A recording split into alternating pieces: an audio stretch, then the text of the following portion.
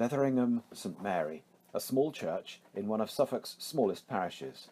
It was a priory, once much longer than today, and so much 12th century fabric remains, like this Romanesque door rediscovered in 1994, that the church is both a scheduled monument and listed Grade 1.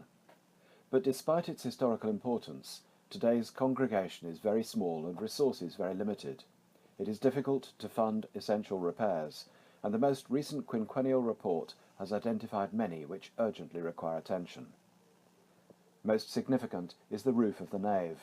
Many of the old clay roof tiles are crumbling, the battens and felt beneath them in such poor condition that there have been leaks during heavy rainfall, damaging the plaster ceiling and staining the Georgian box pews below. There are other damp problems too. Walking down the nave, a glance at the window reveals shows spalling of tracery caused by the expansion of embedded metalwork, and this stone recently fell onto a pew. If you venture up the narrow spiral stair of the tower, and look out because the steps are irregular, you will reach the silence chamber, where there is access into the roof void over the nave. Significant cracks in the flint walls extend up the tower and past the bell cage, beyond which further cracks and leaks in the leaded tower roof are also causing concern, as are the rotten support timbers and rusted steel beams beneath the bell. And there are also leaks in the roof of the porch, added in 1685, where the soft red brickwork has suffered from weathering. The poor state of the clay roof tiles on the main roof has been the greatest concern for years, albeit the roof timbers seem sound.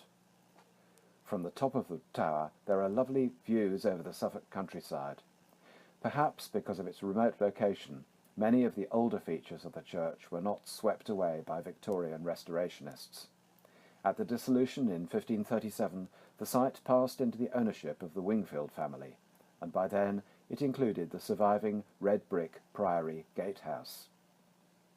The canon's chancel had become ruinous by the 1780s and was dismantled 10 years later.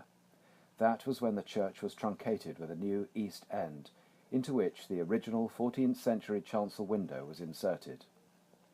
Around the churchyard are extensive walls in brick and stone, many buttressed but vulnerable, and these, together with many of the monuments, urgently need repair.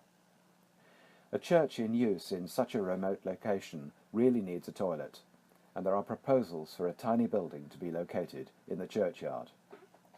Nearly 900 years of heritage survive in and around Letheringham Church, and with the help of the Heritage Lottery Fund, a substantial step forward can be made to ensure that this is secured and retained for the 21st century and beyond.